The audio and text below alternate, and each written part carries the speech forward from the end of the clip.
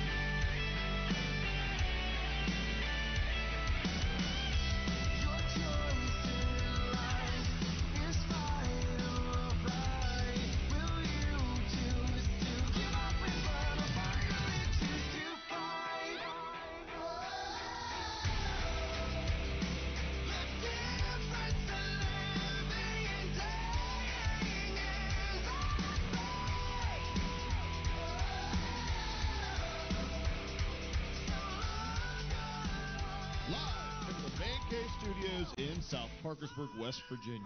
This is Robert's Report, your leader in combat sports and rock music. And now, your host of Robert's Report, Craig Vegas Roberts. Good evening, everybody. Welcome to Robert's Report. My name is Craig Vegas Roberts, of course. Hope everybody's having a great Sunday afternoon and avoiding the mass hysteria out in the real world. Hopefully everybody's gotten stocked up on their toilet paper and their cleaning supplies and stuff like that. We got some from Home Depot where my wife works, and she's had some stories on, but I can't really share them because she might get in trouble. So. But anyway, do appreciate everybody tuning in this evening. We've got tell you, if you're into combat sports, we have the man to talk to here. I've been kind of talking back and forth with him over the last month or so over, of course, the Wilder and Fury fight and some other things. So we're going to get into some different things like that. And without further ado, Mr. Psycho Joe, let me turn your audio on, Psycho Joe. Thanks. You got me on there, brother? You are live. Awesome, man. I'm glad to be on your show. Thanks for having me, Vegas. We are so good. We're so happy to have you on here, man. Like I just mentioned, I mean, I'd seen your face on TV a couple times, but before this happened, and I just ran across you on Facebook. You know, through the magic of networking through combat sports. I was like, man, I got to get to know this guy, and so here we are. Well, thanks for reaching out to me, man, and I'm proud to be on your show. And before we get started, I just want to say we want to send prayers out to all the victims of the tornadoes that hit Middle Tennessee, and we also want to tell everybody, please quit buying all the toilet paper. There's no panic on toilet paper, please. But everybody be safe with the coronavirus. Yeah, for sure. I mean, you know, I guess we can kind of touch on it just a little bit. You know, I do see some of the seriousness of it, but on the other side of it, I think that it's gotten blown out of proportion. To be honest with you, I mean, it's you don't see this kind of you don't see this kind of thing around here, even when there's a massive 4 foot snowstorm coming. Yeah, And I think what we're seeing, Vegas. I think we're seeing some mainstream media hysteria, and then the unknown factor. Everybody understands that this virus originated in China. That's a scary thing because that lab where it came from in Wuhan, China, is actually a bio lab. So it kind of puts everybody on edge, and it's the unknown factor. But listen, this is something we're going to all get through, and we just need to quit panicking, and everybody just needs to get focused on what's got to be taken care of, and that's our economy, and that's everybody being safe and everybody being smart about what's going on right now.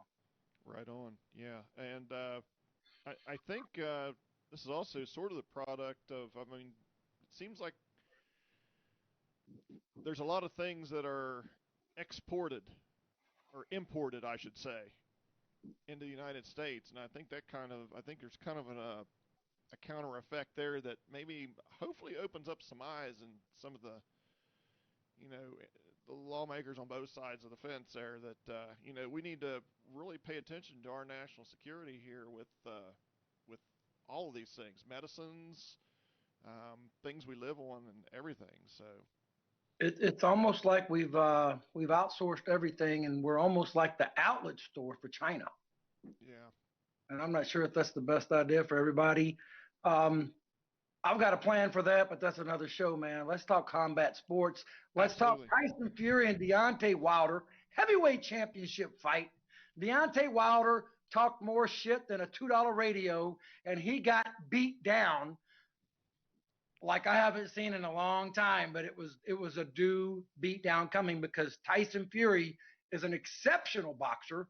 He comes from a bare knuckle fighting family, and don't ever underestimate the Gypsy King. That guy is. What amazes me is how fast he is for his size and his flexibility and just the way to get in and get out is.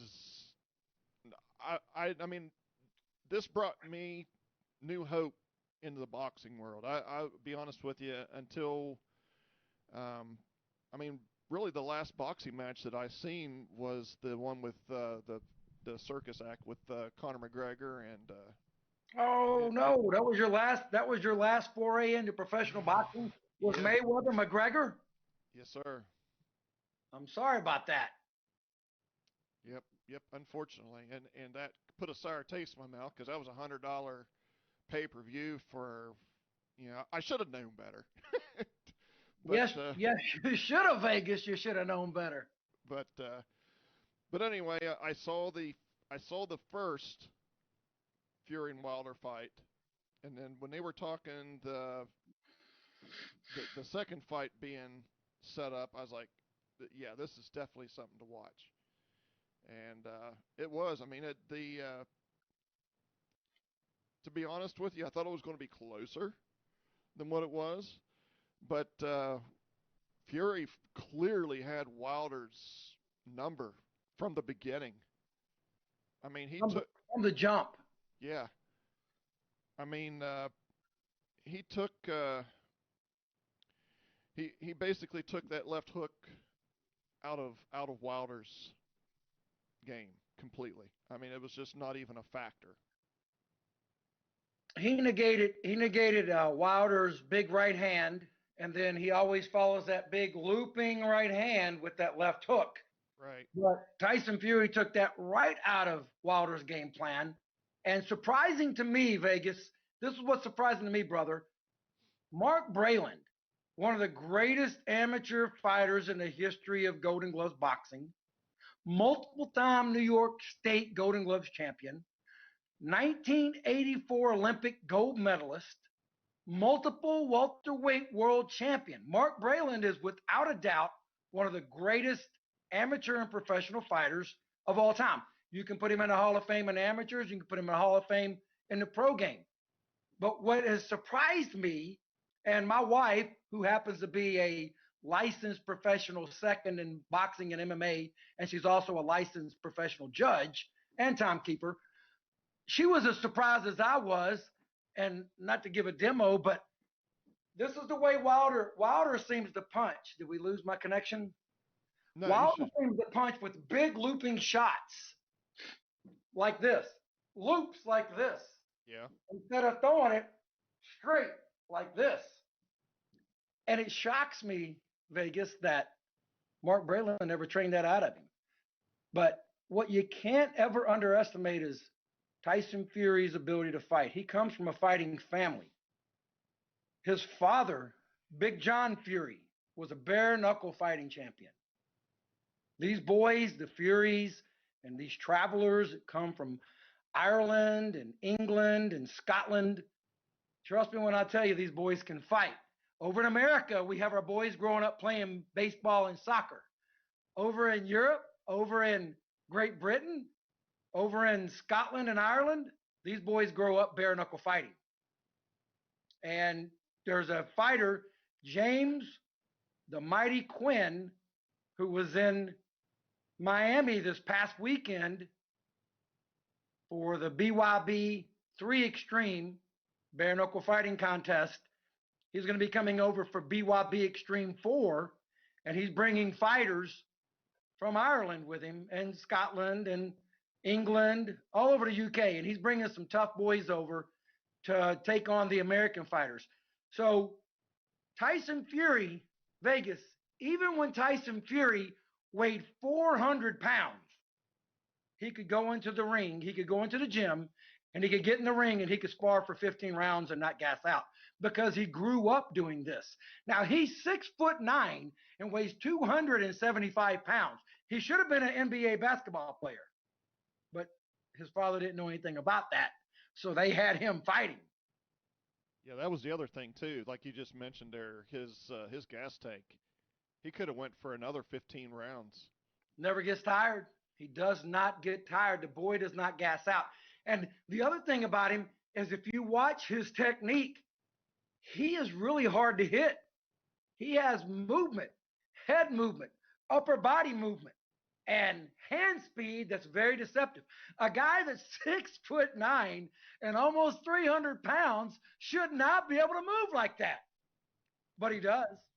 Yeah, we have a guy in our gym, our jiu-jitsu gym, that's like that. He's about, I don't know, 6'2", something like that, and at least I don't know. I don't want to 260, 270, something like that. But just the way that he can wrap them legs around you and just crush you. Like an anaconda. Oh yeah, and like you said, like how like you say, he should not be able to move like he's able to do. And I guess the reason why I should probably kind of say why. I mean, the whole reason why I stopped watching boxing was Tyson, Mike Tyson. Once his era left, boxing got poisoned basically by Don King and his whole group of cronies. And it's just like from that point down until just and then I picked up MMA. I started watching UFC fighting probably back in 2013. I'd say is when I started really watching it. And there's just the excitement in it versus what I was watching in boxing. I mean, I don't want to tune into every single boxing match and watch it go the distance. Let's face it, it's just I don't want to watch a Floyd Mayweather fight every single fight. I feel you, brother. It was I watched during the days of Marvin Hagler and Louis Leonard and Roberto Duran, Spinks, Tommy Hearns. all of them. I don't even have to name them all because everybody knows it. It's no secret. But and it kind of leveled off and it just got boring for me as a fan to watch. Now I've got the MMA side of it, which you've kind of associated that in with your bare knuckle fighting as well. It's pretty much Absolutely. no holds barred there on that, and And how many rounds how does the round system work in the bare knuckle fighting? Because it's 3, of course, and 5 with. Let me break it down for you. Right now, Sure. the top bare knuckle organization right now is Dave Feldman's organization. It's called BKFC, Bare Knuckle Fighting Championship. I have history with Dave Feldman through Bobby Gunn. I've known Dave Feldman for years. As a matter of fact, that picture that you used on your promo was when I was actually doing in-ring interviews with fighters after an event he did when Bobby Gunn fought Roy Jones for the WBF Cruiserweight Championship a few years back in Delaware. Gotcha. So in boxing, in the amateurs, Vegas, it used to be three-minute rounds. Now they've changed it to 4 2-minute rounds. I like the 3-minute round arrangement because I was an amateur boxer. I had 37 amateur fights, won 29 of them. And for me, the 3-minute round is something that is like the baseline of all fights. However, what they've done with BKFC, and I don't disagree with it, but what they've done is they've made all the fights 2-minute rounds. They're either 3 rounds of 2 minutes each or 5 rounds for a championship fight at 2 minutes each. Now, being that it's bare knuckle, I understand limiting the amount of time that a guy's going to be throwing these at somebody's head and body. Right. However, Mike Vasquez, the president of BYB Extreme down in the Seminole Hard Rock Hotel and Casino in Hollywood, Florida. Everybody says South Beach, Miami, but it's actually Hollywood. They are doing every fight is a 5-round, 3-minute fight, whether it's a championship fight or not. I kind of like that format too. I like the 3-minute format. So I think what we're going to do at Bare Knuckle Fighting, when Bare Knuckle Fighting launches, we're going to do 3-minute rounds for the undercard fights and 5 3-minute rounds for the championship fights. I think it just makes sense. Yep, I agree. Because here's the rule of thumb for being in a bare knuckle fight. I had 40 of them. 36 times it went my way, 4 times it did not. But in bare knuckle, there used to be no rounds, no time limit. You fight until another man can't go on. Well, to appease the boxing commissions and to be able to put ourselves in a position to get this sport sanctioned, we had to make rules and regulations, much like the UFC did back in 1993 when they did their first event in Denver, Colorado. UFC 1, Denver, Colorado, 1993. The UFC used to be almost like what they call a rough and tumble. You familiar with a rough and tumble fight, Vegas? Rough and tumble. No, I am not. Okay. Fill me in. You alluded to it earlier. You said no holds barred. Okay. So a rough and tumble fight is almost like a street fight where anything goes. Okay. Eye gouges, fish hook, anything goes. Wow. Groin strikes, small joint manipulation, whatever you got to do to win the fight. When you're in the street and you're fighting, Right. if you've ever been in that situation, you know what it's like. Right. And it's Right. like suddenly you got to do something so you do not lose this fight. Right. So what they did is they compromised the UFC. They said, okay, we're going to do rounds, we'll do weight classes, we'll do rules. And so we're adopting the same concept in bare knuckle. And whether it's BKFC with Dave Feldman, whether it's real bare knuckle fighting with Joe Mack and Larry Jones, or my good friends over in the UK, my good friend Stu Armstrong, who is the head of Ultimate Bare Knuckle Boxing, and then Jim Freeman Dove, who is also a friend of mine. He has BKB. Over in the UK, Vegas, they have been doing such a wonderful job. Back when it was still illegal over here in the United States, when I participated in it, it was an illegal sport. You would have gone to jail if you'd have got caught, much like Jake Kilrain and John L. Sullivan back in 1889 when they had the last recognize bare knuckle fight until Feldman put on his show in Wyoming, Cheyenne, Wyoming in 2018. But to get back to your question, I like 3-minute rounds. A lot of people want 2-minute rounds. We're still experimenting. This sport is in its infancy. And nobody is the king of the hill yet. Although some people think they are, they're not. Much like the NFL when they had the National Football League and the American Football League, and they converged together to become the NFC and the AFC, Right. and then the NFL. We're looking at the infancy of a sport that has been around since the beginning of time. Bare knuckle fighting is the purest of sports. But I want to get into a few of the beefs that I have with the way the commissions are dictating to us, like hand wraps. You got to wrap your hand 1 inch behind the knuckles where the tape goes. Let me tell you, the old London prize fight rules stated clearly, not a speck of tape from the shoulder to the tips of the fingers. Yeah, what's the purpose of it anyway? I mean, I don't understand. If you're going to have a bare knuckle, what's the purpose of having the tape? What's their? Well, here's what I think. I haven't gotten a straight answer out of anybody. I think it's to protect the wrist. However, I can tell you right now, I have a 150-pound heavy bag on my back deck under a cabana. I hit it every day, and I hit it bare knuckle. That gives you leather tough knuckles that you can crack a lack of anything with. And bare knuckle is exactly that. It's bare knuckle. So for me, as a purist of the sport, I want to use the old London prize fight rules, but I also want to incorporate the Marquis de Queensberry rules that have some elements we're going to use, which is the boxing rules of today.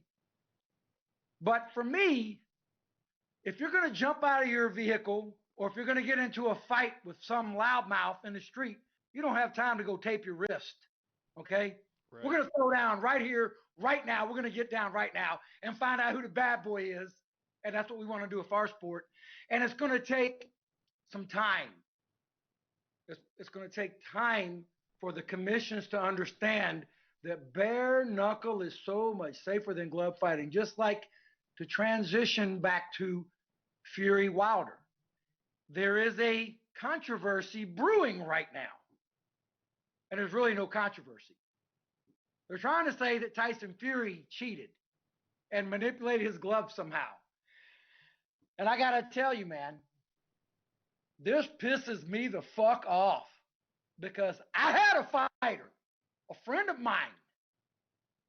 His father, along with my father, taught me how to box. Billy Ray Collins, June 16th, 1983. He fought Luis Resto, who was managed by Carlos Lewis. And in that fight, I don't know if you're familiar with it, but it was on the undercard of the Roberto Duran Davey Moore World Junior Middleweight title fight. June 16th, 1983, just happened to be Roberto Duran's birthday. And unbeknownst to us, and my fighter, Billy Ray Collins, and his father, Billy Collins Sr., before the fight, Carlos Lewis had intimidated the officials from the New York State Athletic Commission, and this was televised, baby. Jake LaMotta and his wife called the fight. They took, back then, Vegas, the gloves did not have the regular foam padding. They had horsehair padding. So this much horsehair is condensed down to this much. So they manipulated the gloves on the inside from where the fist goes in, pulled half the horsehair padding out of 8-ounce gloves. 8-ounce gloves. If you've ever had them on, they feel like mittens. Right. But on top of that, brother, they managed to put plaster of Paris on the hand wraps of Luis Resto. So in this fight, Billy Ray Collins versus Luis Resto, June 16th, 1983, co-main event of the Roberto Duran Davey Moore fight. And Billy should have beat the brakes off this kid, but instead he found himself in the fight of his life. And what happened was Billy took a frightful 10-round beating. After the second round, he went to the corner. He told his dad, who had trained him his whole life, and his father was a professional boxer as well. He said, Daddy, this guy's hitting me with rocks. Okay? Hit me with rocks. I'm getting hit so hard I've never been hit this hard before. Mm-hmm. And so his dad asked him, he says, what do you want to do? You want me to stop it? He goes, no, I can still knock him out. I can knock him out. Well, Billy couldn't knock him out. It's kind of like this, brother. It's kind of like this, Vegas. If you and I were to get in a fight, mm-hmm. and I gave you a pillow for a weapon, and I took a baseball bat, that's about how fair it was. So at the end of the fight, Billy takes a frightful beating. He never went down. He was standing in the 10th round, toe-to-toe, throwing punches with this guy when he should have already been knocked out. And it was discovered that the padding had been removed. The gloves were tampered with. Panama Lewis and Luis Resto both went to prison, but Billy died 9 months later, March 6th/7th, because it was March 6th, 9th, but 7th in the morning, early 1984, almost 9 months to the day, in a one-car accident because he was so very frustrated with everything that had just happened to him. He was on the cusp of being a multimillionaire. He was the junior middleweight ESPN champion. Every fight he had, almost every fight, I take that back, almost every fight was on ESPN. Al Bernstein called those fights. Everybody knew that Billy was a future world champion. And so that was robbed from Billy, his father, from me, from everybody that knew and loved Billy, and there's millions of people that did, especially in Middle Tennessee. There's hundreds of thousands. And so when somebody wants to bring up altered gloves or cheating in a fight, then you better have evidence. We had evidence. And the sad thing is, it finally got dismissed for lack of evidence, but we had evidence. Mr. Collins never gained anything. We never got any kind of retribution for Billy Collins other than those boys went to prison. And so they made a movie about it. And this guy, Eric Draft, made this movie, and he first called it Cornered. Then he called it Assault in the Ring.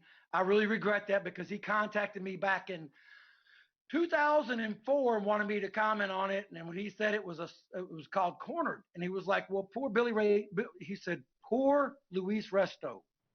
He is living a terrible life because of this fight he got involved in. I was like, no, poor Billy Ray Collins. My boy is in the ground. He's dead. We didn't have that middleweight champion. So for when somebody wants to say, oh, his gloves were altered, man, you better have it. You better come correct. You better come correct. Tyson Fury didn't cheat. If there's any evidence, produce the evidence. I want to see it. Yeah, let me tell you, horsehair days versus the padding in the gloves now. When you said that they were horsehairs they used for padding, wow. When Jack Dempsey and Rocky Marciano, those guys fought, they were wearing gloves really not a whole lot bigger than what the UFC wears. They were wearing 6 and 8 ounce horsehair padding gloves. The guys in the UFC wear 4 ounce gloves. Right. And I predict, and I'm just going to say this right now, because of the surge of bare knuckle, because of what's going to happen with bare knuckle, it's not going away, brother. It's not going away. It's going to get bigger and bigger and bigger. I predict that the UFC and Dana White, and Dana, if you're listening, listen to me, because you told me and David Feldman that we would never get this approved. Remember that? Yeah. You said, good luck, boys, and Feldman told you, I'll see you at the top. I predict that the UFC takes the gloves off in very, very, very, very short order, and Dana White is getting into professional boxing. Gee, wonder why he's doing that. Probably to get into the real sport of fighting, bare knuckle fighting. Yeah, and another thing too, it's funny you say Joe Rogan's had a couple fighters on there talking about bare knuckle as well. I don't know if you've seen any of his podcasts. Listen, I love Joe Rogan and the Rogan Experience. I've been a big fan of Joe Rogan since the jump. Well, I like how true and how he thinks through things on, before he says something, and most of the time what he says makes sense. And yes, it does. And do you know this about him, that he's a martial artist, right? You know that, right? I do know that. I've seen him. He's the badass. I've seen some of his YouTube videos on his kicks, and I would never want to get kicked by that dude, man. No, sir. He's very impressive. And I would just wish that Stephen Smith, who kind of popped off a little bit afterwards, I wish we could make a fight between Steven Smith and Joe Rogan because it'd be the most brutal beatdown since Jack Dempsey beat Jess Willard on July 4th, 1919 in Toledo, Ohio to win the heavyweight championship when he beat Jess Willard so bad they should have called the police. Yeah, he practices with Eddie Bravo. He's 10th Planet Jiu-Jitsu, so he doesn't have anybody that's, you know, bottom of the feeding pile. You know what I'm saying? Well, jujitsu, I tell people all the time, jujitsu is what you should learn if you want to learn self-defense. Learn some stand-up boxing, learn how to strike, but also learn some jujitsu because here's what jujitsu does for you. I have a really good friend of mine. He's like my brother. His name is Shannon the Cannon Rich. He is a 8-time MMA world champion. He just got his 4th degree black belt in jiu-jitsu this weekend in Dallas, Texas. And jiu-jitsu gives you the advantage of it doesn't matter the size difference. You're one move away from choking out your opponent. You're one move away from putting yourself in a position to win this fight when it goes to the ground. So jiu-jitsu, I encourage everybody to take some kind of jiu-jitsu, martial arts, karate, whatever it is, because you know what they teach these young people, First Vegas? You know what they teach them, brother? Respect. Respect your elders. And that's what we're missing in today's society. We need more respect for our elders. We need young people knowing that they need to close their mouths and listen a lot more than they talk. We got 2 ears and 1 mouth. That means you should listen twice as much as you run this thing. But these young people are on the internet and they think they know everything. So take some jujitsu, go to a boxing gym and find out what you don't know, and then educate yourself beyond that. Right. Yeah, actually, my coach Ryan Carroll, he's listening to us here tonight.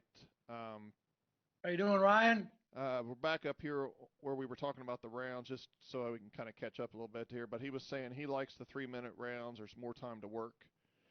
Yes, I agree. And he's also mentioned there that Shannon is his buddy, a great guy, said served in the Army together. Shannon Rich is a former Army veteran, multiple tours of duty in the Middle East. I incidentally met Shannon Rich through Bobby Gunn when I was working with Dave Feldman. And it's one of those things where you meet somebody, and then when you get to know them, you realize, oh, me and this guy, we're brothers from another mother. And I know everybody uses that phrase, and they say, oh, brother, we're brothers or whatever. Man, Shannon Rich and I will be friends for the rest of my life. Yeah, and we 100% agree with your thing with the whole jiu-jitsu thing. And growing up being bullied, I wish to God they'd have had it in school or something or other back whenever I was growing up, because it would have made 100% difference in, if nothing else, just in confidence and self-worth. Sure. You know, all of that. Just it gives you it. You walk a different line when you know even a portion of jiu-jitsu. You know, you have an option. When you don't know it, you have no options. You know, in this you have an option of doing something. Well, and you have an option to defend yourself. You have an option to send a message to the bullies. And man, when I was in high school and middle school, I was the bully buster. Yeah. I've got 3 younger brothers. That's why my dad started teaching me how to box when I was 5 years old.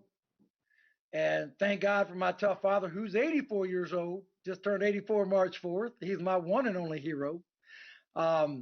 He knew that I was going to have to defend my boys at one point or another. And he made sure that I knew how to fight, knew how to defend myself. My father's a consummate tough man. They just did a expose on him here locally. He's a retired lieutenant detective from the police department in Metro Nashville. And he's considered widely by most people as the Dirty Harry of Nashville, because my father was very firm, but he was very fair. March 6, 1970, as a rookie policeman, he got shot 5 times by 2 thugs with a 38, and he lived to tell the tale. Went back to the police department, got into more gunfights, had to kill a couple of guys, but his career is such that he's been retired now longer than he was a cop. And my company, Rock Solid Roofing and McEwen Home Improvements, we sponsor the Theodore Roosevelt Association Police Award every year for the Nashville Police Department. And the chief of police, Steve Anderson, was trained by my father at the police academy. And they still get up there and talk about what an influence, what a positive influence, what a great man my father was as both a personal influence and also as a police influence. And very proud of that guy. And I'm very proud that, I can say that I'm a legacy of him because I'm the third. Yep. And to back up on that, respect. You mentioned the whole respect thing. Yes, sir. And that's me and I had my last interview actually was with bass player. I'm sure you heard of the band Kicks. Yes. Okay, the bass player for Kicks, Mark Schenker. He's actually I don't know what stripe he is, but he's a blue belt. And we were talking about the whole respect thing, and when people get promoted, it means just as much to me to see one of my brothers or sisters, whatever, of getting the stripes, getting the promotions, and seeing what they have put to that, growing in it. It means as much to you as it does the next person, and it's all about respect. You're exactly right, man. That's the basis of all martial arts, and that's why I love martial arts. And I just the UFC and mixed martial arts for me came along about 15 years too late. But I meet up with it. I love combat sports, but getting to know Shannon Rich and seeing him in action as an instructor at his dojo, his school in Glendale, Arizona, and also being honored to be able to corner him when we fought in February of last year in Cancun, Mexico, and he won the International Bare Knuckle Fighting Heavyweight Championship when he knocked out Rocky Molina in like 22 seconds, and it was brutal. Shannon is a great jiu-jitsu artist. He's a great mixed martial artist. But let me tell you, when it comes to bare knuckle, and anybody can tell you, I'm 55 years old. Okay, anybody that knows me here in Tennessee, anybody that knows me worldwide knows I'm not afraid of any man to get down. But I would not want to have to fight Shannon Rich. Would not want to have to do it. Well, the whole bare knuckle and even UFC, Max Holloway. I was telling you about Joe Rogan was talking about the whole bare knuckle, and Otter Limbo and Chris Knight fight. Yeah. They were talking about them, both UFC veterans, and they were talking about, that's boxing versus that. I mean, you have a glove to kind of, hide behind, so to speak. When you got bare knuckles coming at you, you don't have that cushion. You learn to get out of the way. It's kind of what he was. I obviously I've never done it, so I don't want to sound like, you know what I mean. I don't want to sound like an expert on that, but no, you're not. You're doing fine, man.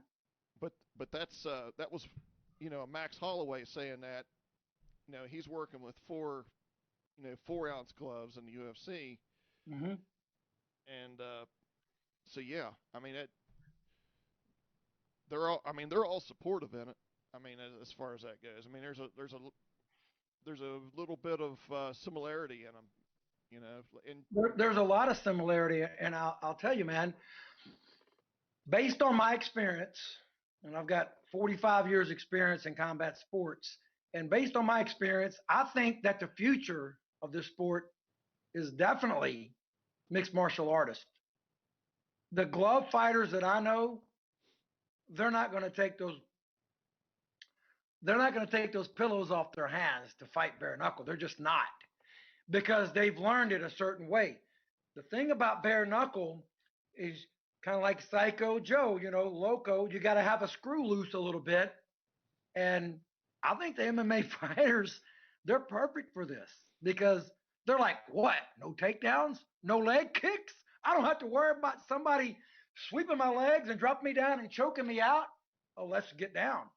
And that's why you're seeing so many of the mixed martial artists, UFC fighters, Bellator fighters, you're seeing them transition over to bare knuckle. And I think that's a trend that's going to continue. But there's also, kind of like in boxing, there's also a group of fighters out there that nobody knows about. These guys that fight on the underground circuit, like I did before it was legal, that are putting their life on the line to win 500 or 1,000 bucks, or sometimes just to win, to say I won the fight. Sometimes there was no money, you just wanted to walk away with the honor of saying I beat that guy that said he could beat me. So I think that there's a group of people out there, group of fighters, tough guys, young guys, and we're going to try to find them, and we're going to bring them to the forefront. We're going to do tournaments. We're going to allow them a stage within which they can ply their trade. But the trend with mixed martial artists coming to bare knuckle is not going to stop. Paulie Malignaggi, he decided to try bare knuckle, and he was a one and done. Yeah, yeah, yeah. He looked like a hot mess after that. Oh man, come on!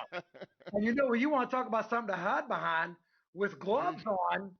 You've got really big pillows to hide behind, I guess. And I'm not discrediting boxing. I love boxing. Boxing's my first love. Second love is bare knuckle. Third love is MMA.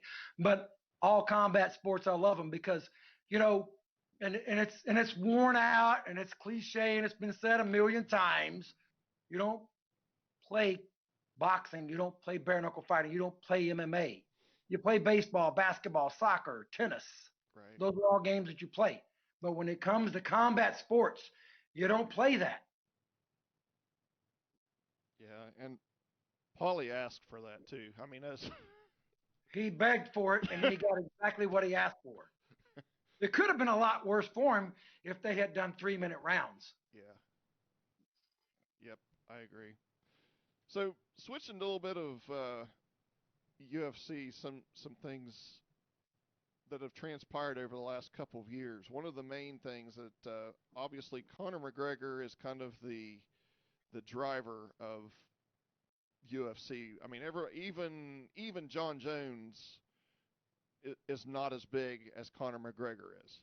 No, well, John Jones screwed himself with the legal problems. Right. He rear-ended that lady in a rental car with weed and stuff in the car, and he took off and ran. Dude, if you make a mistake, stay there and be a man and account for it. Right. And the sad thing is, Vegas, John Jones is probably one of the most elite athletes to ever fight. I'll agree with that 100%. I agree with He's that. right up there with like a Roy Jones Jr. Roy Jones Jr. in boxing. I saw him in 1996 at the Ice Palace in Tampa, Florida, when he fought Mike McCallum for the light heavyweight championship of the world. That day that he fought Mike McCallum, he played in a semi-pro basketball game, and they helicoptered him into Tampa, and he dropped down into Tampa and went and won a unanimous decision against the body snatcher, Mike McCallum, one of the greatest fighters. He's a great fighter. If you know anything about boxing, you know who Mike McCallum is. And so John Jones reminds me of Roy Jones because Roy Jones is probably one of the greatest all-around athletes to ever put on a pair of boxing gloves. To ever lace them up is probably Roy Jones Jr. And John Bones Jones is probably one of the best athletes to ever become a combat sports enthusiast in mixed martial arts, kickboxing, Muay Thai, wrestling, boxing, whatever you want to call it. And he's got a brother that's a professional athlete. He plays in the NFL. Right. So the proof is the they say the proof is in the pudding. Is the proof of the pudding is in its eating. So with Jones, there's no question about what he is. He's just got to be one of those guys that's got to keep his personal life in check. Because I really like that kid. I really like him a lot as a fighter, and I'd like to see him get back to the top. But you're exactly right. Conor McGregor is the top of the food chain. But I will say this, Vegas. I'm going to tell you this right now, brother. He doesn't beat Habib ever. Nope. Habib got his number. He's never going to beat that guy. Nope. And that's gonna be another subject here pretty soon. But what do you think is going to happen now that Conor McGregor is the highest paid MMA fighter in the UFC, and he got that way not from the UFC, but he got it from the one fight that he had with Floyd Mayweather. He was getting money, but not boxing money. Well, his fight with Diaz kind of put him on the map, especially the way it ended up with Nate Diaz all bloodied and then choking him out. And then Nate Diaz goes up into the camera and he's like, and he's like, I was like, this is perfect. Yeah. This is almost like when the NASCAR had their first race on TV back in the 70s. And I think it was Cale Yarborough and Buddy Baker got into a fist fight on the track. Yep. What's that tell you? Everybody loves to see a fight. Right. Everybody loves to see a fight. It's kind of like this when people say, "Oh man, bare knuckle's barbaric. Bare knuckle is cavemen fighting." No, let me tell you something. If you were at Walmart, Costco, Sam's Club, wherever, and a fight broke out between two guys and they started banging, I'm not trying to talk bad about nobody's grandmother, but even your grandmother would stop and watch the fight. And then there are certain guys, if we thought it was a beatdown, like me and other guys, we might step in and separate it and say that you've had enough. But there's something primal. There's something very primitive within us that we still want to see a fight. Watch the NFL. I love NCAA football. I love the NFL. I love football. But when do people get excited? When there's some controversy and there's some kind of fight that breaks out. So to get back to what you were saying about Conor McGregor, man, he became a big star based on his knockout, that one punch out of the southpaw stance of Aldo in 30 seconds? And then the fight with Diaz, and then the fight with Mayweather. Then when he came back against Habib, I watched it with Shannon Rich and his lovely wife, Laura Rich. I think we were in Delaware for an MMA fight. And we ended up watching that fight, and Shannon, the 8-time MMA world champion at the time, was a 3rd-degree black belt. Now he's a 4th-degree black belt in jiu-jitsu. Myself, a former amateur boxing champion and a bare knuckle champion. We both picked Conor to win that fight. But Laura Rich, his wife, said Habib was going to win it. And I was a little bit more than pissed off when he got choked out. He mauled him. Kicked his ass. It was just and really he is underrated. Way underrated. Way underrated. And just for personal reasons, I'm not a big fan, but I don't want to get into that on this. But you got to give credit where credit's due, and that boy can fight, man. He can absolutely fight. Right. But I guess my question around the whole Conor McGregor thing is now, he's pretty much in the driver's seat now. So what is keeping Conor McGregor from taking the money from his new whiskey and proper endorsements, whatever, and going off and starting his own MMA union? Well, probably his contractual obligations to the UFC and Dana White. If Dana White's smart, he's got this guy locked down because he's a superstar and people love him everywhere he goes. And here's a little fun fact for you. You might not have known this, you might have known it, but Conor McGregor was a victim of bullying when he was a kid. That's why he went into a boxing gym in Ireland with him and his buddy. They were little bitty guys, and they were getting bullied. And they said, this ain't going to happen to us no more. So they went into a boxing gym, learned to box, ended up getting into MMA, but who was a victim of bullying. Shannon Rich, 8-time MMA world champion, 4th-degree jiu-jitsu black belt. He was a victim of bullying out in Arizona, where he's from, in Coolidge, Arizona. And his uncle got him into wrestling and karate. And the rest is history, because Shannon turned pro in 1991, and he's had over 200 fights, over 100 wins. And it just goes to show that it's not how you start in life, it's how you finish what's most important. Right. I'll agree with that. And, but yeah, you just got to think about it. The amount of money that Dana White pays his fighters is not enough. Is ridiculous. No. Ridiculous is in boxing, man. The money is in boxing. The MMA world, UFC, I don't think Dana White pays them nearly enough. Well, That's what I'm saying. I'm saying they're not. Oh, I got you. When you said ridiculous, usually people say it's ridiculous. Like, No, make it plain. no, mine's ridiculous that for what they do and the kind of money that they're making for the UFC in general and the money that they get is stupid. I I mean, it's concur. just and when you can go over to boxing and a person like Conor McGregor that has no boxing experience whatsoever other than what he learned in his gym is $100 million. See ya. And they might be doing it again. Have you heard about it? Yes, I have. Yep, I hope they do. Because I'm going to ask you something. Did you watch the fight with McGregor and Mayweather? I did. Okay. So I thought Conor did really well for a while, especially considering this was his first pro fight.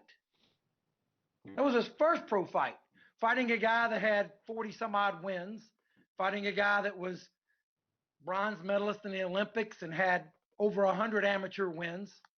So, what I think happened to Conor, and if you'll recall, it was like midway through the 10th round when he gassed out and he was done and the fight Yep. got stopped. Yep. Well, here's what happens when you train your body, muscle memory. I know you're familiar with this. So, you train for 5 5-minute rounds. Mm-hmm. That's 25 minutes plus another 4 minutes between rounds. That's 29 minutes.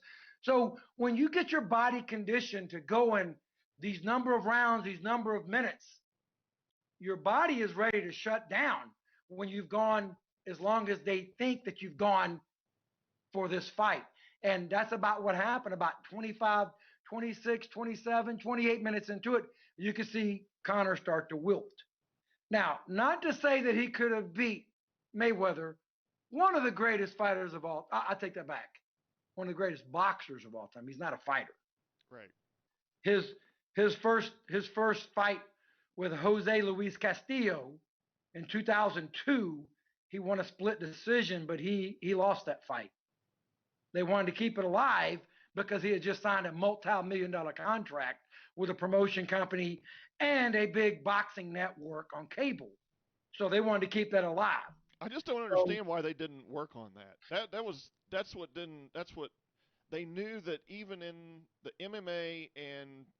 MMA fighting that Conor has a problem going if he has to go past the third round, your odds of winning go up a lot. And well, and I think what in Vegas, man, just to keep it simple, I think it comes down to muscle memory. Conor has been used to like his championship fights are 25 minutes, 5 minute rounds. His fights very rarely ever go that.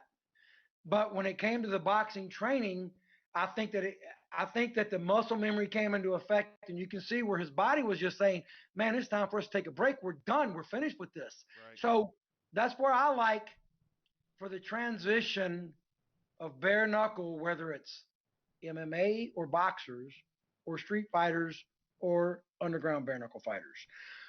I like the idea of the 3 minute round. I like the idea that we have 3 and 5 minute, 3 and 5 round fights, but I like a longer round, longer than 2 minutes, because 2 minutes is really not that much to get set up. However, some of these guys like it. The guys coming over from Bellator and UFC, they like a 2 minute round because they know they don't have to train as hard on cardio. So, but I like 3 minutes. I think 3 minutes should be the standard. It's been the gold standard for 150 years, and we should stick with that. Yeah. Just my opinion. Yeah, I think what happened was I think Conor legitimately thought that he was going to knock Mayweather out 100%. in the first 5 rounds. 100%. He thought he was going to catch him with that left hand from that southpaw stance, and he thought he was going to catch him with that left, and it didn't happen. You're not going to hit Mayweather clean like that. At least not clean enough to knock him out. Right. Because Floyd Mayweather is a defensive genius. Exactly. He's got reflexes like a cat. He's quick, and he's one of the best to ever lace him up. Now, do I like his style? No. I want to see somebody that wants to get in there and go to war. You know, a Jack Dempsey, a Marciano, a Mike Tyson. I want to see guys that are ready to go to war. You know, George Foreman, Joe Frazier. But It is what it is, man. And I hope they do it again. I just hope that Mayweather's more prepared this time because proper planning and preparation prevent a poor performance. Yeah, and the problem with that is now that Mayweather has seen Connor's cards as well, so it's just he's going to lose again. I mean, even He can't beat him. He there's no, can't beat him, but let's get paid.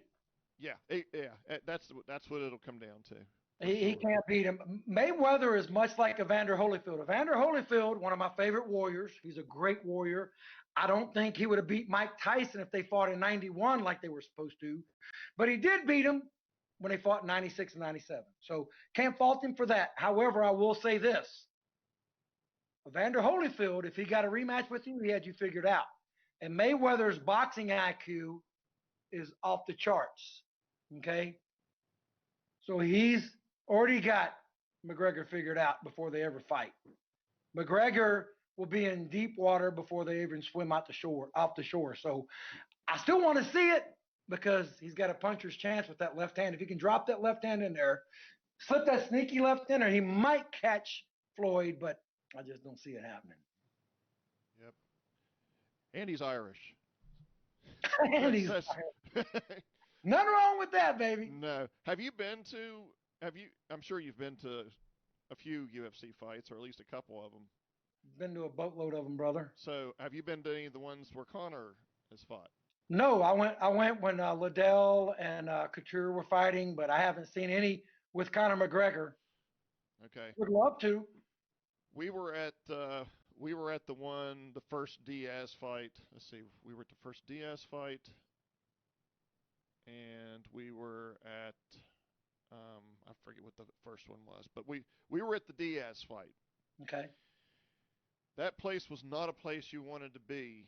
That Coliseum after Conor McGregor lost. Was it bad? The Irish they bought 20. They said later on that they purchased 25% of the ticket sales Wow. for that fight. You just imagine 25% of that it holds probably 10, 12, maybe 15,000 people. I'm going to guess. Sure. Yeah. And they were throwing beer cans. They were when you got out into it didn't just stop there. When you got out into the casino, they were getting up on machines. They were Oh my climbing on lord. displays. They lost their damn minds. Oh my God! They stopped traffic. They got out on the strip and stopped traffic. They were pissed. But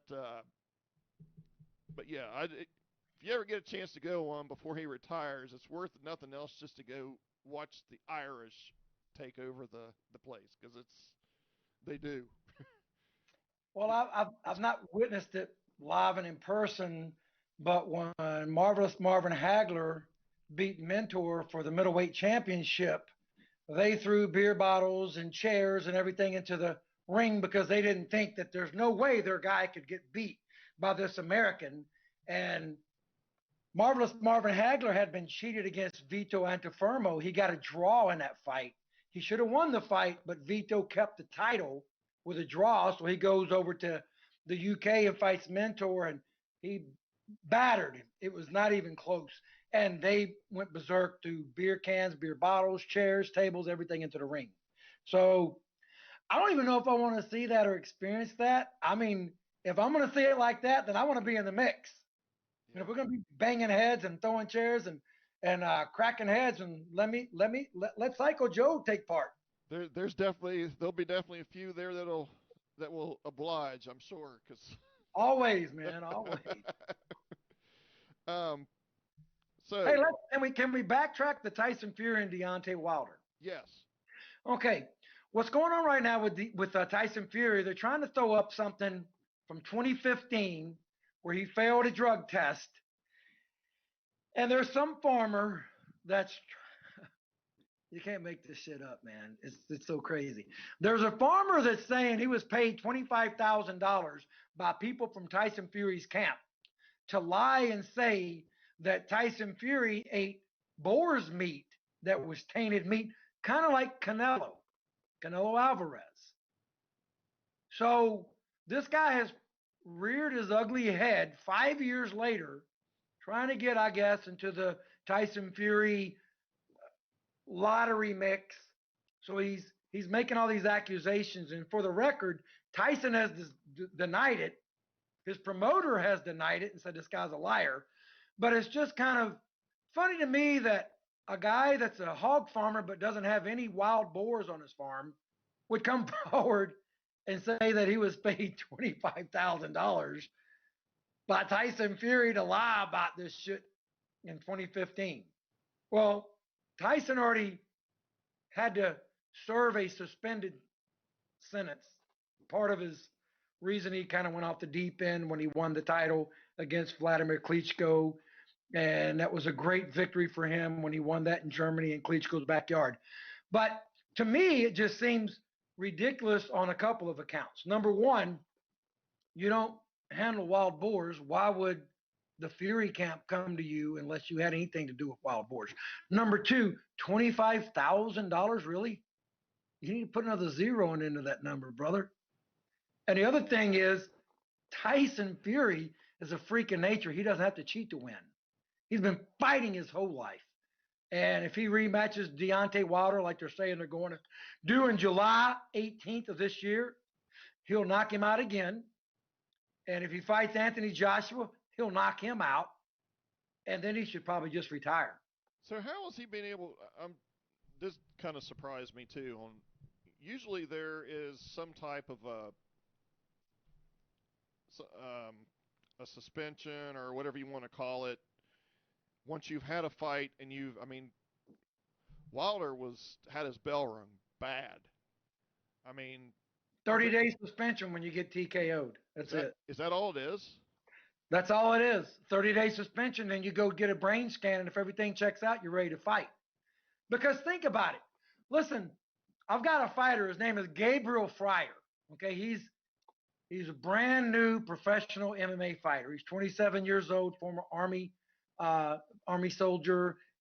Fantastic young man. He does kung fu, jiu-jitsu. He does boxing, bare knuckle. West Virginia. And what's that? He's in West Virginia too.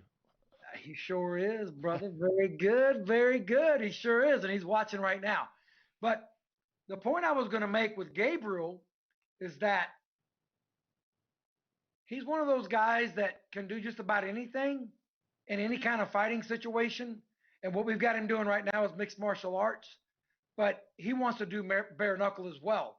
And so for these guys to try to take Tyson Fury, what he's accomplished, and discredit it and trying to accuse Deontay Wilder of cheating. And I went to my reasons about don't talk about altered gloves because they've got rules in place that will keep that from happening again. Right. But it's kind of disgusting to me because Tyson Fury deserves all the accolades. He deserves the credit he's getting. And I'd like to see him win again when they fight again in July. Yep, I agree. And I did see somewhere other too that,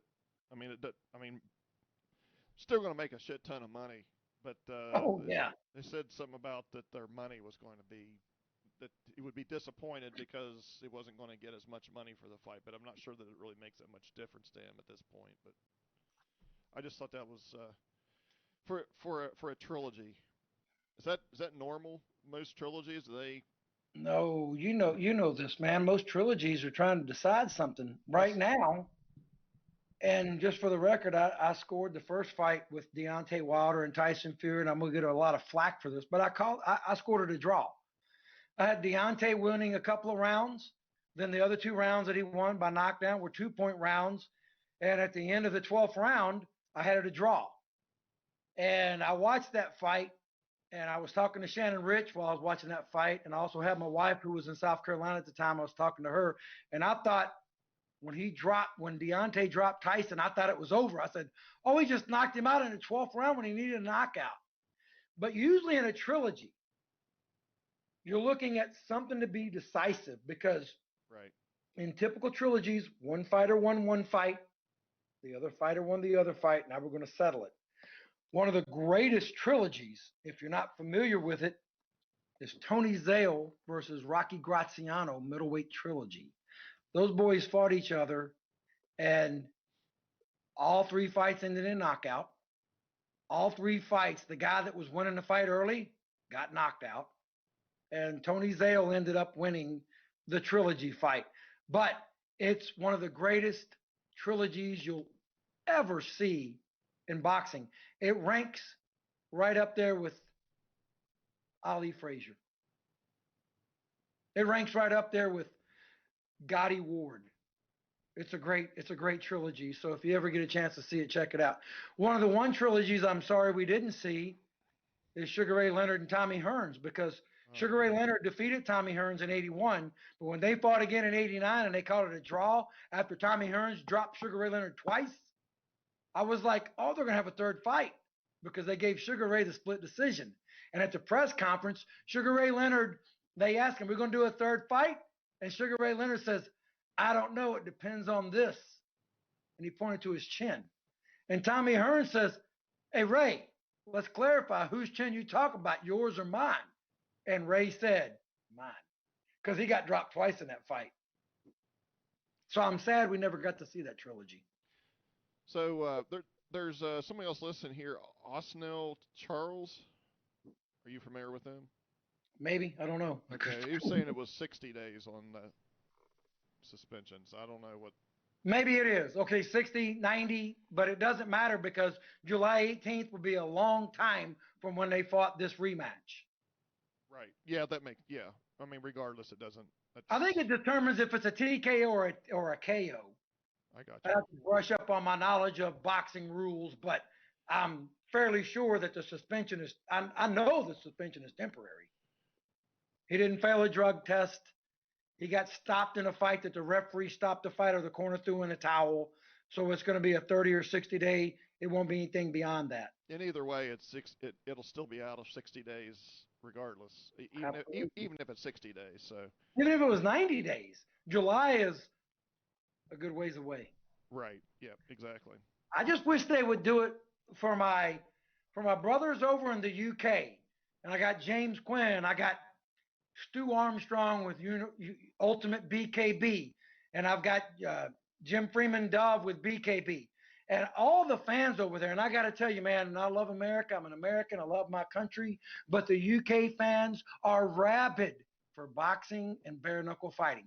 They are rabid for it. So I wish that the promoters would get together, put this third fight between Tyson Fury, the Gypsy King, and Deontay, the Bronze Bomber Wilder. I wish they'd do it in London and do it at Wembley, because they'll sell that bad boy out quickly. And it'll probably be one of the biggest gates in the history of boxing. What I hear is it's going to happen again in Vegas, because Tyson Fury loves America and he loves Vegas, baby. Yeah, I've heard that same thing. Actually, I think it's the weekend after International Fight Week, if I'm not mistaken, July. I think you're right. Yep, I think you're right, brother. Yeah. So just some of the, I did a little bit of researching on the whole second fight. Some of the excuses, I just thought would get some humor out of some of the excuses here. So the first excuse was bulking up to 231 pounds.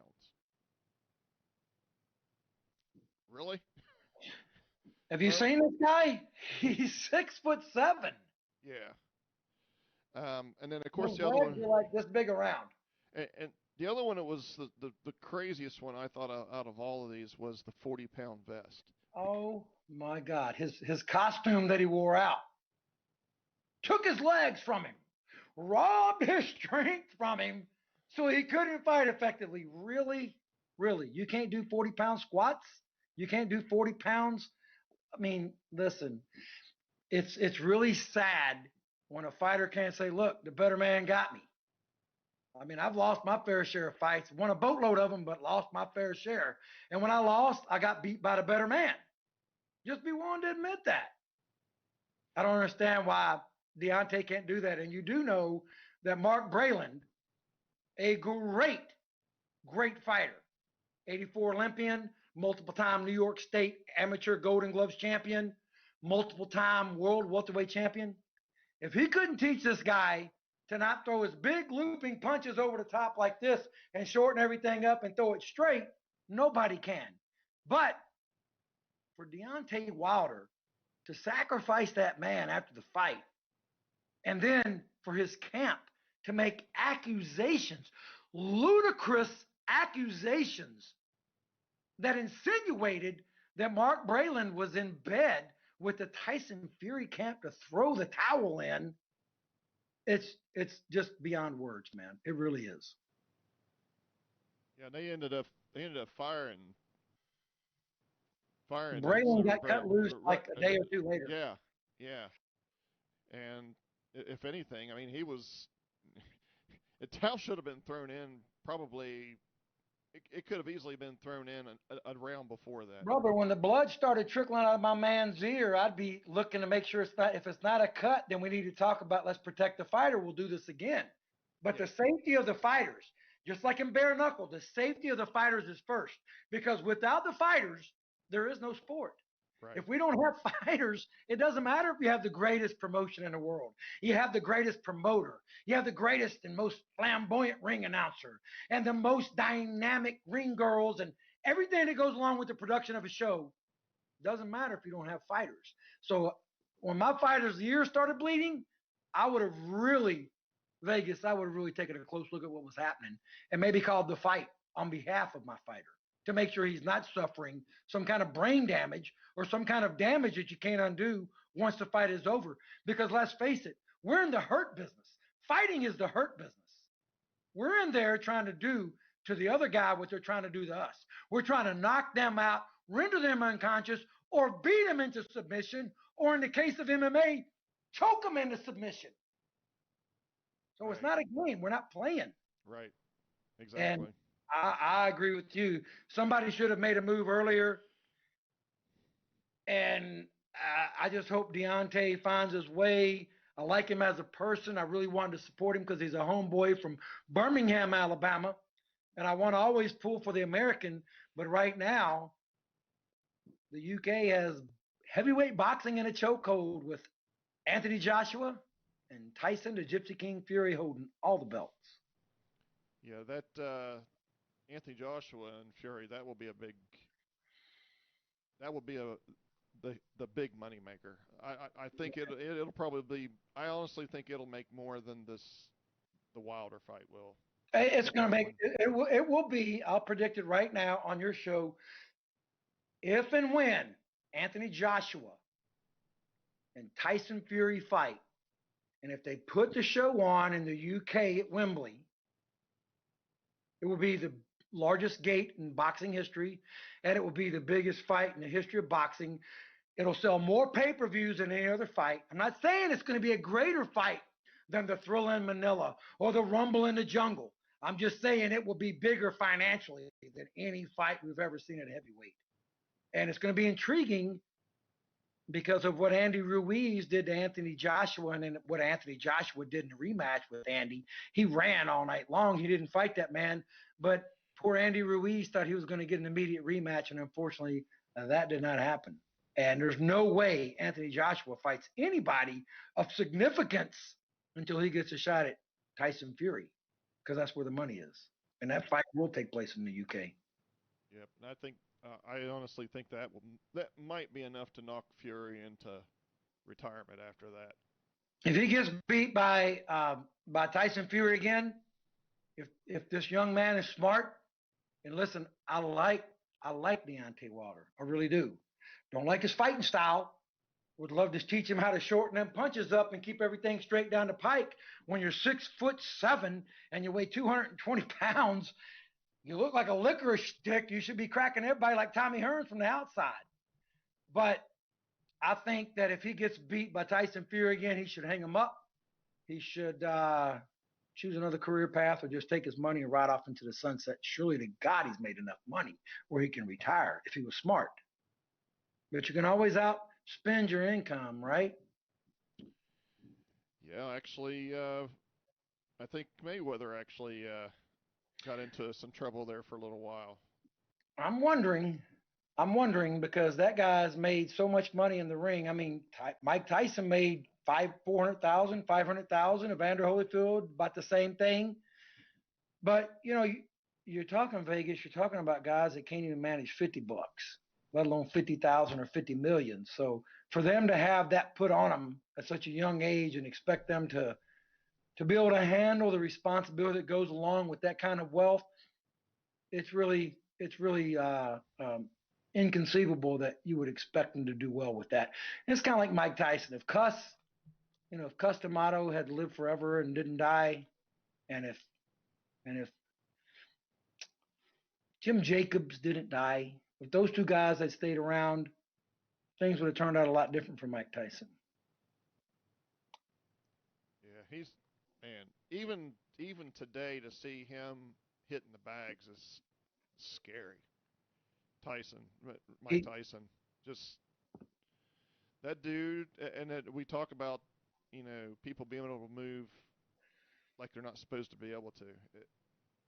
You're not supposed to be able to throw the punches that he did as fast as he did.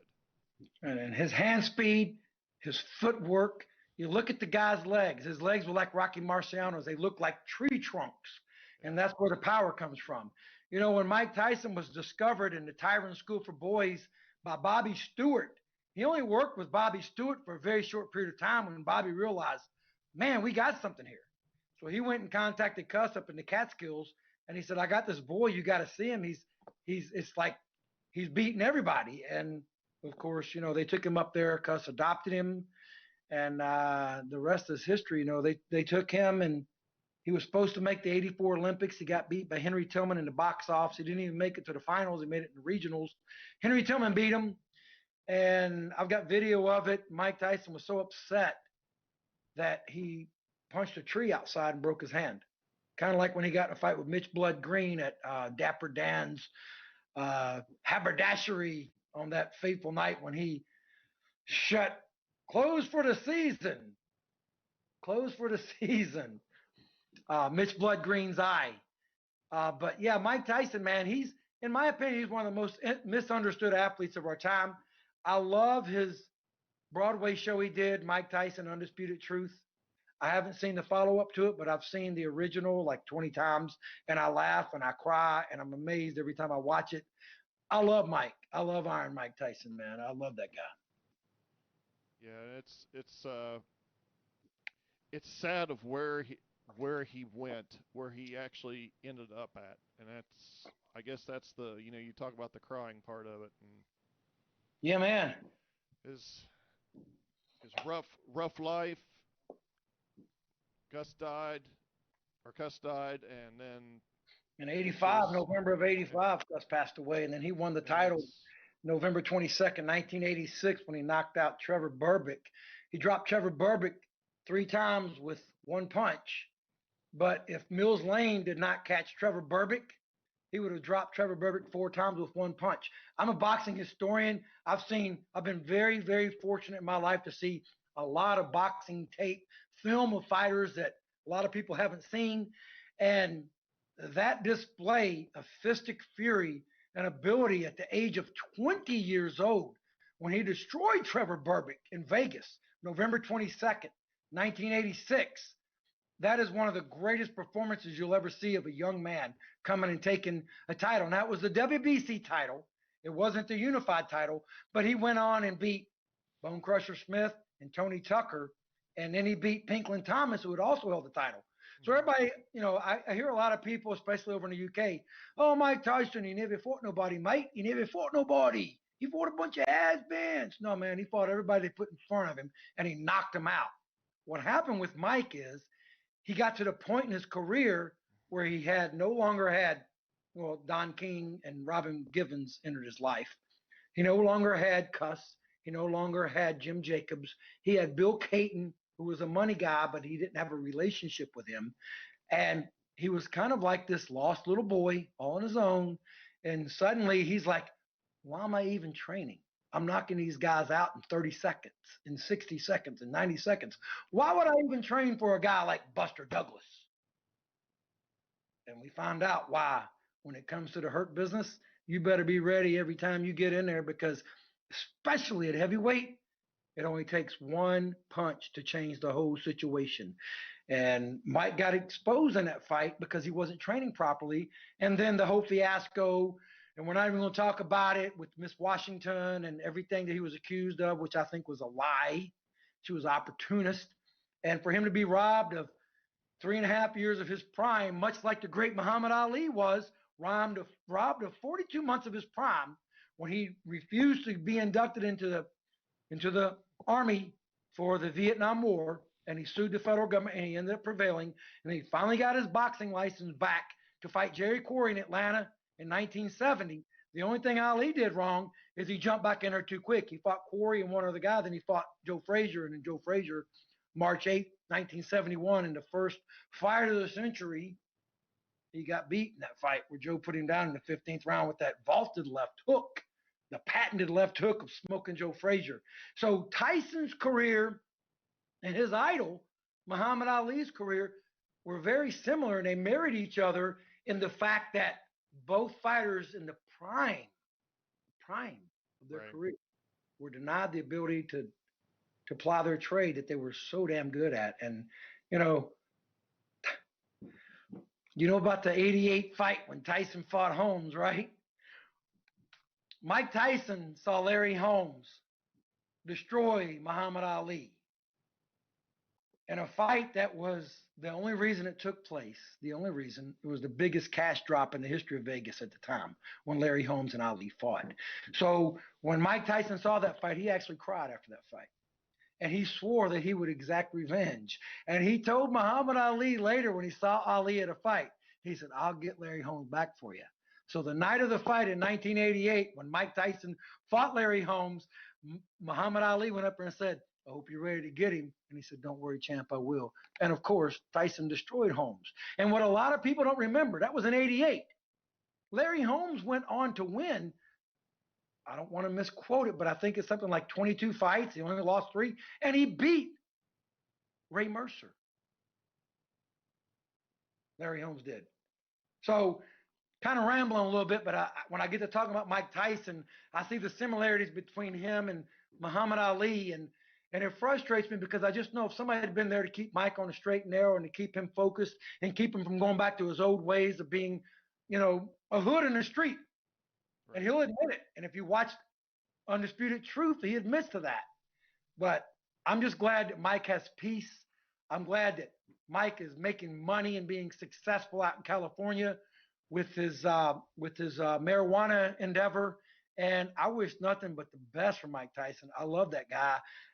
He's probably one of the most misunderstood athletes of our time. And I got to tell you right now, and I love the heavyweight division, but Mike Tyson, from that night in November in 1986 when he beat Trevor Berbick, up until about 1989, there wasn't a fighter on the face of the earth that was ever going to beat him that ever gloved up.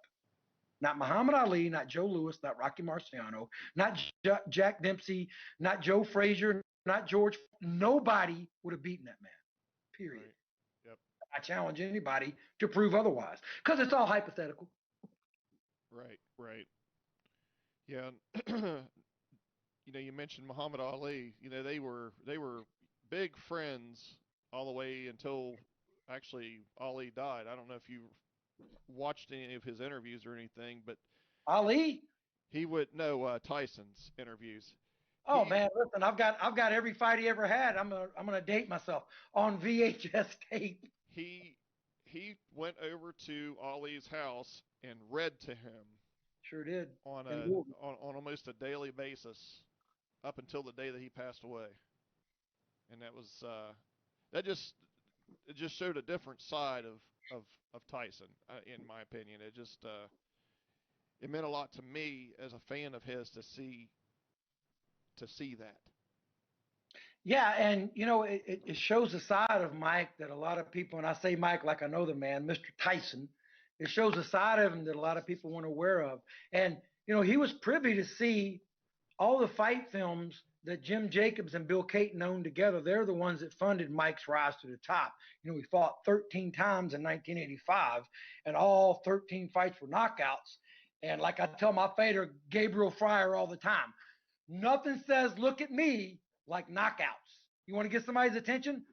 Start chin checking and cracking heads and knocking guys out leave him on the canvas twitching, and people take notice. And that's how Mike Tyson became famous. So Bill Caton and Jim Jacobs, they had the largest fight collection in the world. They ended up selling to ESPN. But Mike got to sit there and study those fights with Cuss, and he got to watch all this film, and it kind of freaked him out at first. It was like, oh my God, these guys have, like Archie Moore, 136 knockouts. He has more knockouts than 186 fights, I think. So he was watching these fights, these guys. He goes, my God, they fought over 100 times. They have 200 fights. I can't possibly do that. And that's where Cuss, the great philosopher, the great psychologist, got inside his head. And a lot of people only know of Cus D'Amato because in the Catskills because of his work with Mike Tyson. But Cuss trained the first heavyweight champion to lose the title and win it back in the ring. That was Floyd Patterson. Floyd Patterson got beat by the Swede, Ingemar Johansson. He got knocked out. And then in the rematch, Floyd Patterson trained so hard and was so determined, he about killed Ingemar Johansson in a rematch. And so then they fought the third fight, the rubber match, when there was something to prove. And Floyd won again by knockout. The problem Floyd Patterson and Cuss as well, is that there was this monster that was out there, kind of like Clubber Lang in Rocky III, and his name was Sonny Liston. And he was a monster. And he destroyed Floyd Patterson. Back-to-back fights. First fight, 90 seconds, I think. The second fight, a couple seconds quicker. It was so bad for Floyd Patterson in the rematch that poor old Floyd brought a beard, glasses, and a hat so he could escape the arena because he knew he was going to get destroyed again. So Cuss spent the rest of his career, the rest of his life, looking for a Sonny Liston, and he found it with Mike Tyson when Bobby Stewart from that Tyrant School for Boys brought Mike Tyson up there to the Catskills. And the other thing that Cuss did, Cuss trained Jose Torres for the fight against Willie Pastrana for the light heavyweight championship of the world. Willie Pastrana was the man. And Cuss developed a training tool called the Willie Bag. I've got pictures I posted on social media sometimes. The Willie Bag simply was a heavy bag that had these numbers on it, okay? And that's when you hear Mike Tyson and when Kevin Rooney was training him. And you hear him saying, 6'5'2", Mike, 6'5'2". So these are punching combinations. So Cus D'Amato not only invented that, but he invented other training techniques.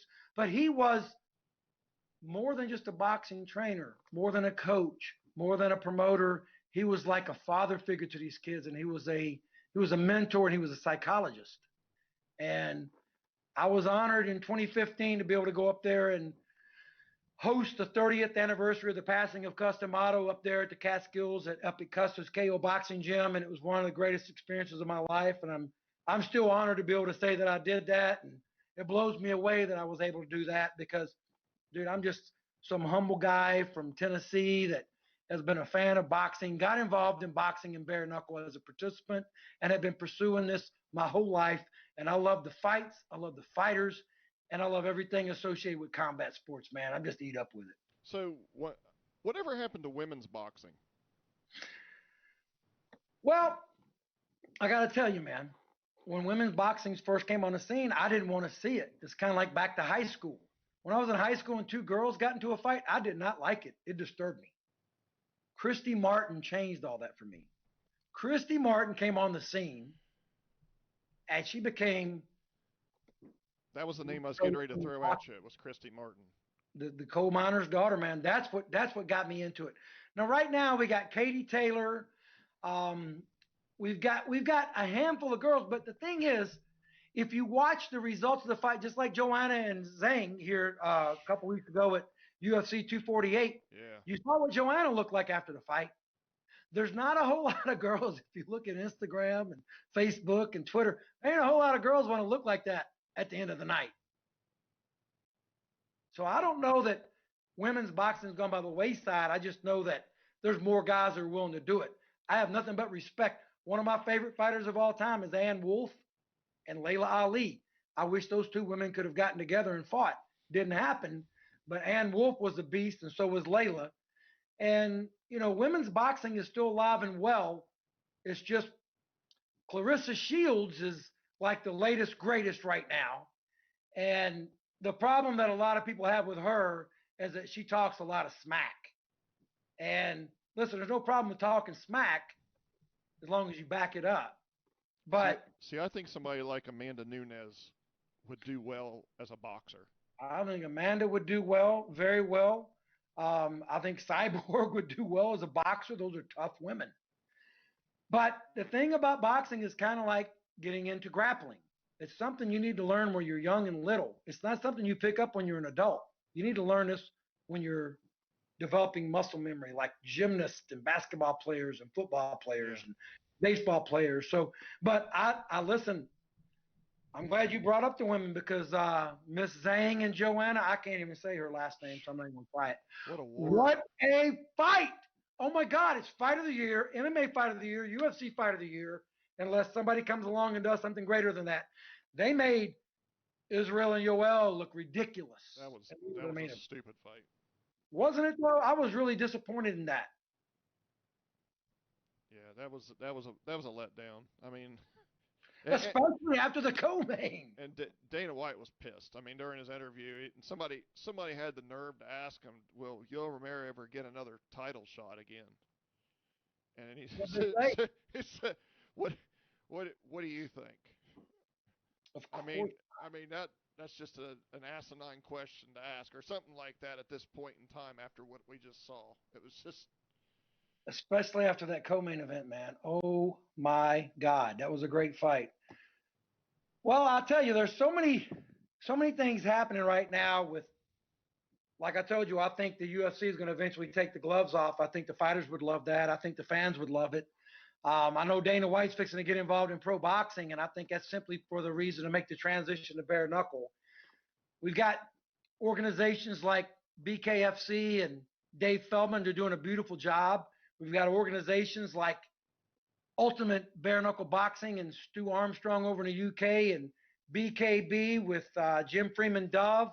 And we've got Mike Vasquez down in Miami at the Seminole Hard Rock Hotel and Casino with BYB Extreme, which is Backyard Brawls Extreme. They're doing their brawl series.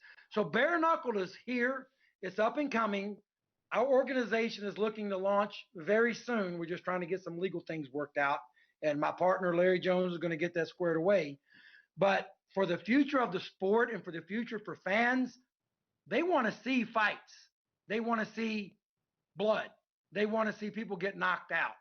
And I don't know if that's a good thing or a bad thing, but I know that I desire it and I like it. And I know the fans desire it and like it. So I think that what's going to happen in combat sports, this is going to get bigger and bigger and more exciting. And that equates to great things for the fighters, the promoters, and the sponsors. Yep, that's the whole reason why I think UFC has become semi more popular than boxing on the Not TV. semi, they are. On the TV, you know what I mean? On the TV, they are more popular. As a matter of fact, last night they did the 170 show, right? Yeah. I'm not a fan of not hearing the crowd, but I didn't get to watch it. I was doing something else, but I hear it was. I heard even the main event was actually a bar banger there. Well, the guy Oliveira got submitted. It's this guy named Charles submitted this guy Kevin Lee, and I think Kevin Oliveira. Oliveira. Yeah, Charles Oliveira. Yeah, absolutely. Charles Oliveira. He submitted Israel. I can't even pronounce his last name, but my fighter Gabriel Fryer, he was shocked that happened. But it's a fight, man. So I'm not shocked when anything happens. Somebody gets knocked out, somebody gets submitted, somebody gets taken down and choked out. I'm not shocked by any of it. I'm surprised sometimes, but I like the fact that this is unpredictable. And that's the great thing about combat sports. A lot of time when basketball teams or baseball teams or football teams line up, you almost know who's going to be the winner. When it comes to combat sports, you really don't know what's going to happen because one big shot can change everything. Right, exactly. So we're getting down close to time here. I got one final question for you on, and I know you didn't want to talk too much about Habib, but what do you think about this fight going on April 18th if it happens? The Nurmagomedov versus Tony Ferguson. I like Tony. I really hope Tony prevails. It's going to be a very difficult fight for Tony, but I like Tony Ferguson a lot. I got turned on to him by Shannon Rich a few years ago. I just hope that the hype matches the fight. Yeah,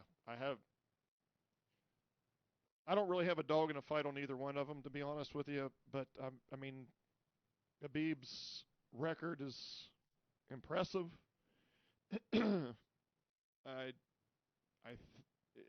if it goes like the rest of them do, he's going to get them on the ground and maul them, pretty much. That's what looks like it might happen. But here's the thing about Tony Ferguson: he's a very unorthodox fighter. And so Tony Ferguson brings something to the cage that most fighters don't bring, and that's something you can't really train for. So I just know this: it's going to be a war, and I'm pulling for Tony. I'm like you; I don't have a dog in the fight, but if I had my druthers, I'd love to see Tony prevail. But I just want to see a really good fight. I don't want it to be over in the first round. I think Tony may have slightly better jiu-jitsu than Habib. I think you're right.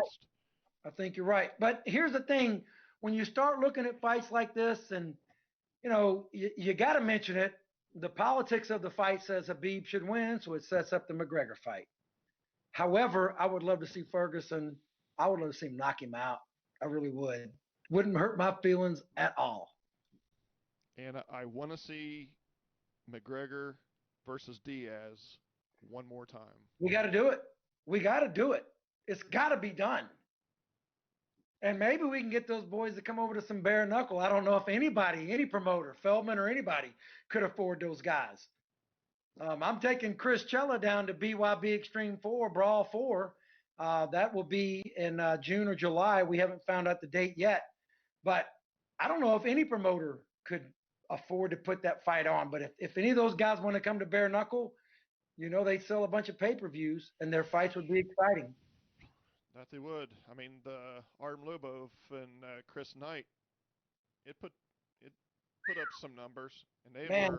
What a fight! What a fight! I thought for sure. I thought Knight was going to get. I thought he was going to get mauled. To be honest with you, because Artem is no. No good. Yeah, he's pretty tough. He trains with Conor McGregor. I mean, that's right. So, but anyway, Joe, I appreciate you coming on the show, and hopefully, maybe after you get your bare knuckle launched, or actually not even then. I mean, if we want to do a regular thing on here, I'd be more than happy to have you on to. After some of these larger fights, come on here and discuss them. Let's do it, man. I'll be down for it. So I'm down for it too, man, because I love the fights, whether it's combat sports, whether it's MMA, bare knuckle, or boxing, kickboxing, Muay Thai. I love it all. If you've ever been around these guys, and I'm sure you have, Vegas, these are some of the nicest guys you ever met in your life. I mean, these fighters, and Mike Tyson said it. He's got a theory on it. I've got a different theory. Mike Tyson said fighters are the nicest guys you'll ever meet because they've had their ass kicked before. And you know what? That's not to interrupt you, but that brings up another good point on this sport. You compare this sport to any other professional sport, baseball, football, anything. Soccer, basketball. You can't get within 2 feet of the people that play the sport that you pay a ticket to.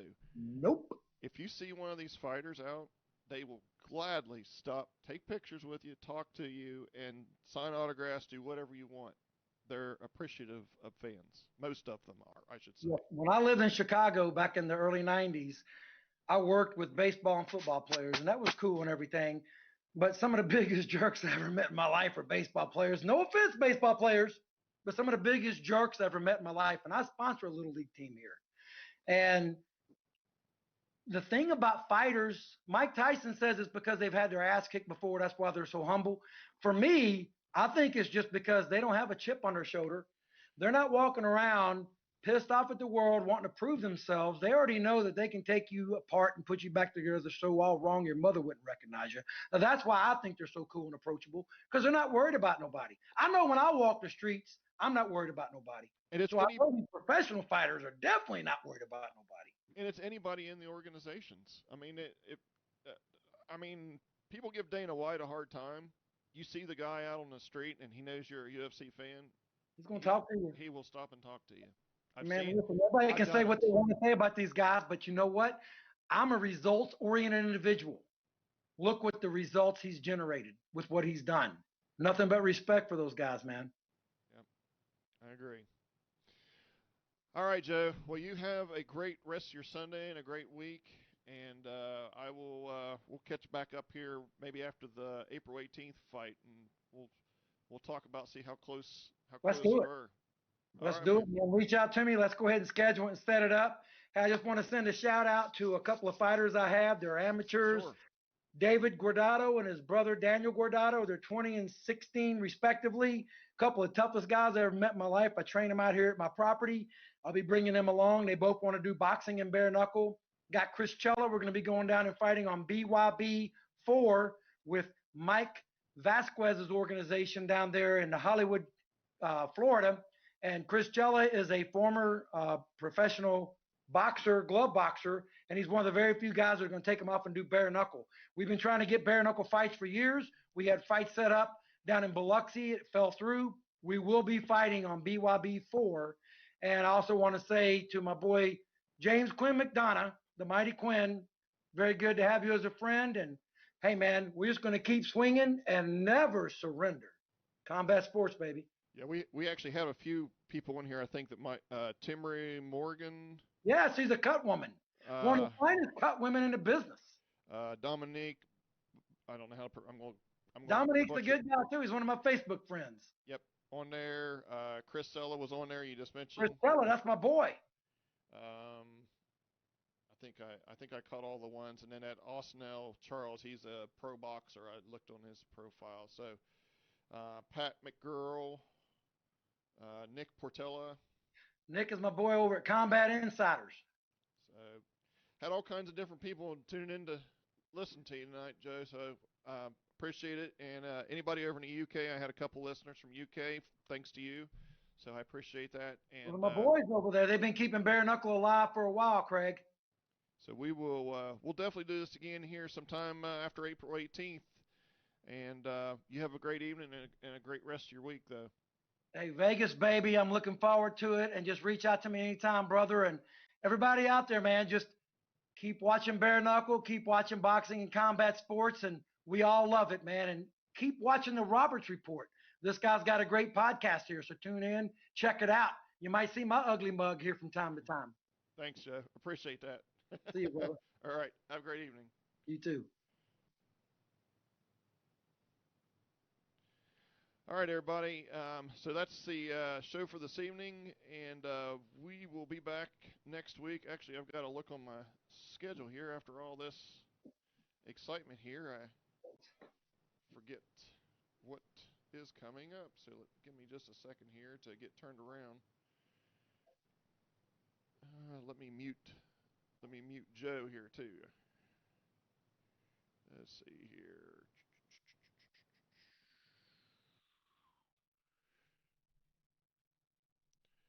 All right, so next week, which is next Sunday, we have more. We have MMA. We have Mr. Rookie Randall out of Vermont, Bar, Vermont. He just finished up his amateur MMA career. Is announced it going into pro.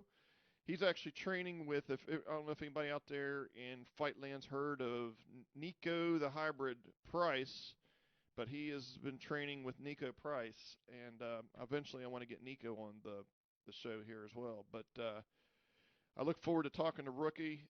He's come a long way. He's got a story to tell, and can't wait to talk to him. So March 29th, we will have him back. We'll have him on the show here. So everybody out there in Facebook land and Roberts Report land, you have a great evening. And I will catch you here March 29th. Peace out, everybody.